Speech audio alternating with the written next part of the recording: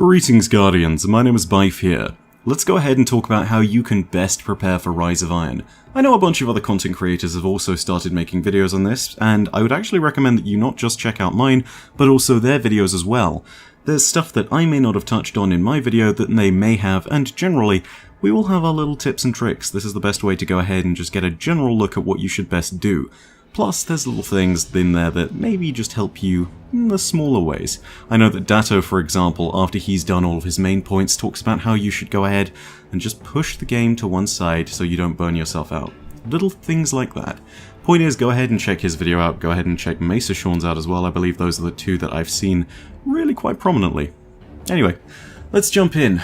First of all, let's talk about legendary marks. Of course, you're going to want to manage legendary marks around the 200 mark cap. So with that in mind, you're going to want to go ahead and start spending your marks now, just so that you have enough to build them up again to that 200 mark cap just as Rise of Iron drops.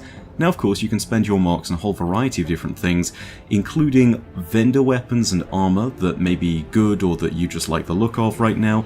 I know, for example, New Monarchy has a fantastically rolled heavy machine gun, and also I believe there's a great Hawksaw on sale right now.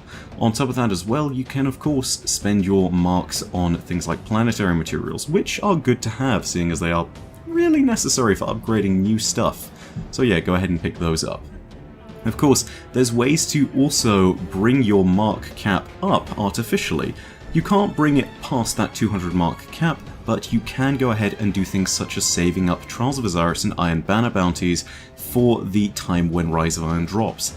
Now, any rewards that you get from these will still be at Taken King light levels probably. However, when you go ahead and pull these through, the marks are going to stay the same, so you can use those to buy Rise of Iron gear. Something very good, I think. Definitely if you want to go ahead and bring yourself in with a new set of Rise of Iron vendor gear, this is what I'd recommend doing. On top of that, yeah, I know the Iron Banner one is a little bit late, but you know, you can still definitely go ahead and do it, and maybe you've been saving up those bounties anyway.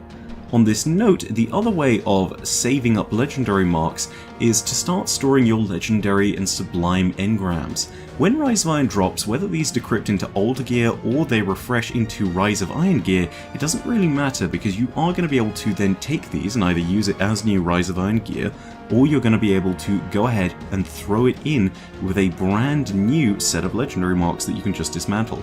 So whatever the case, you're getting either new gear through the vendors from the marks that you get from your old dismantled Taken King gear, or alternatively it's just straight up new Rise of Iron gear.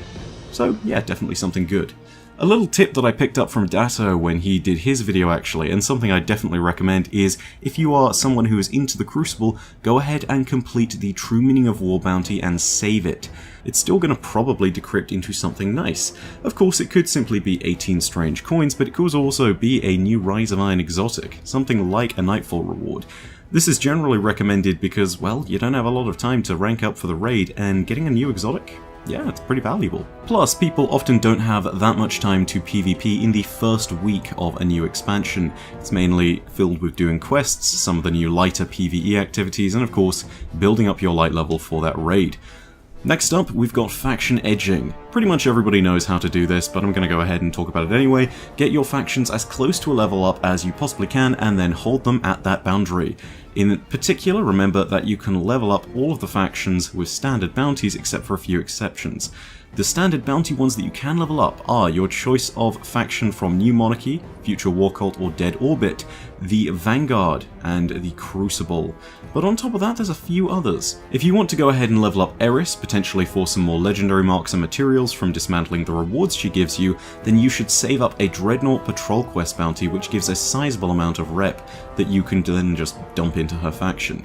If you want to go ahead and level up the Cryptarch, and this is a really important one, you'll want to save those engrams again, because even if they do decrypt into Taken King-sized gear, so to speak, then you're going to be able to rank up with that anyway.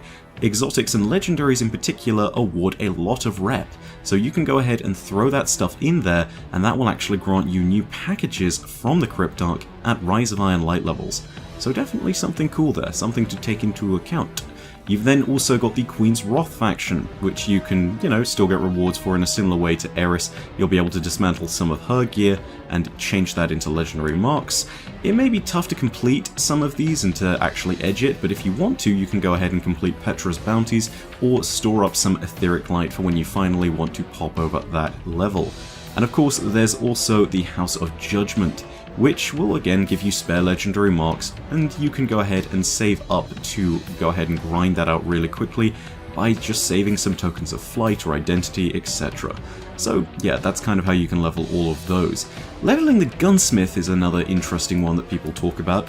I might not recommend it, just because I'm not entirely sure if it matters. Bungie's been very quiet about the Gunsmith and Arms Day. Regardless, maybe you should still edge Banshee using test weapons if you want.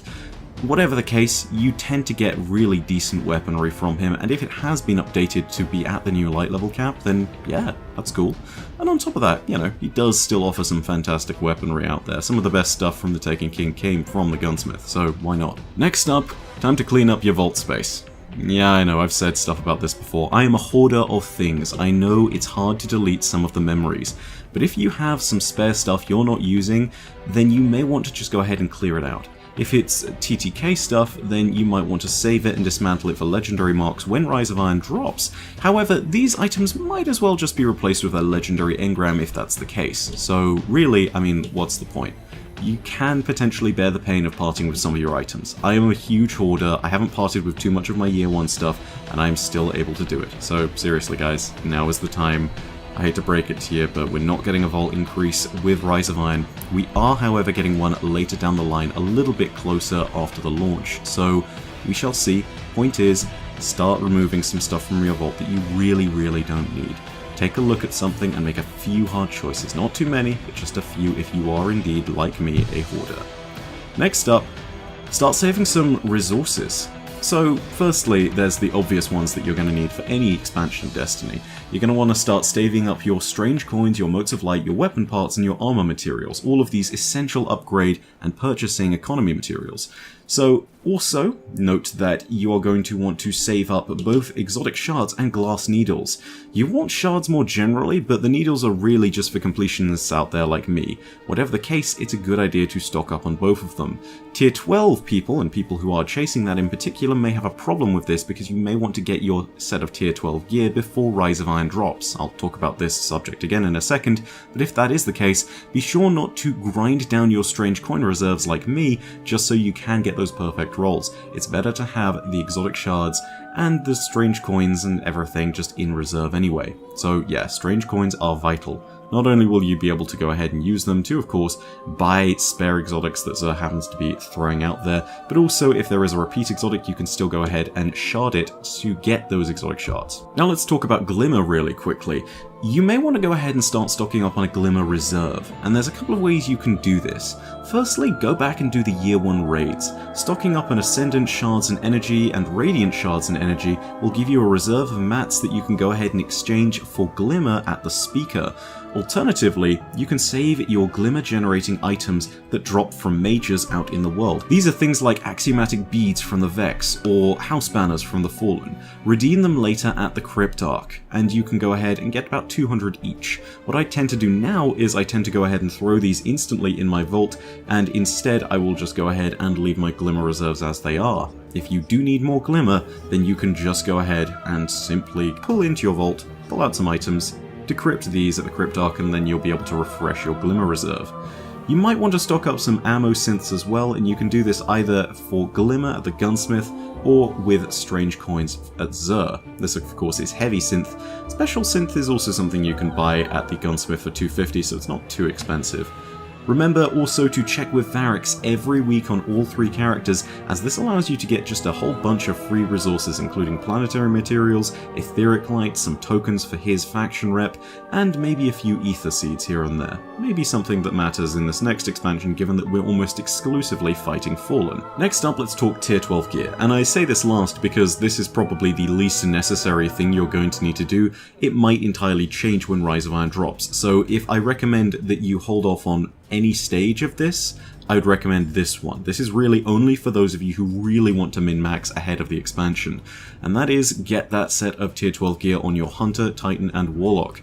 Whilst this might change, regardless, you're going to want to go in with the best gear you have equipped. So get that minute edge if you can. This is definitely not something you need, but it may make a little bit of a difference. And if you want to go ahead and do that, you're going to want to jump into the end game right now. That's Trials of Osiris, Challenge of the Elders, and of course King's Fall. Those are the best places right now to get your tier 12 sets of armor.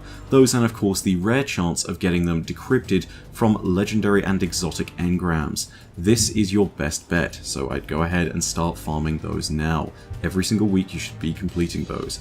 I've already made a video about this topic earlier, and I stated in that video that Datto also has an excellent guide for obtaining tier 12 gear, so I linked that in the description of that video. Point is, I will leave both of those links in the description for you guys if you want to go ahead and really chase up on that topic.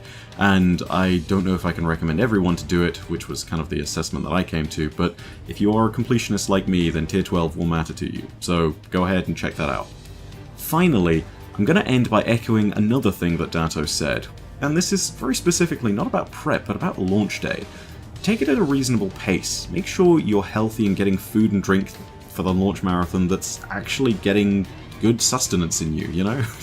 Make sure that you don't just sit there with a pack of energy drinks and pizza. Sounds crazy, but as someone who did that for House of Wolves, just a couple of pizzas and a Red Bull or two, yeah, I was not having a good time by the end of the day. I'm going to be sitting down this time and I'm going to be far happier with just some orange juice, yogurt, and a pasta salad. Seriously, it sounds ridiculous, but keep yourself healthy and hydrated while you play on this expansion, because you know what? It can suck otherwise if you just get ill. I remember being ill on the day 1 of Crota's End too. I literally started coughing up blood because we went straight into the raid and I took no breaks. Don't do that. Do not do that. Just literally go ahead and take a break if you need to. Anyway guys, don't feel like crap on launch day. I hope you're going to prepare well for Rise of Iron, and in the meantime, my name is Byf. Perodacia ad Astra. I'll see you Starside.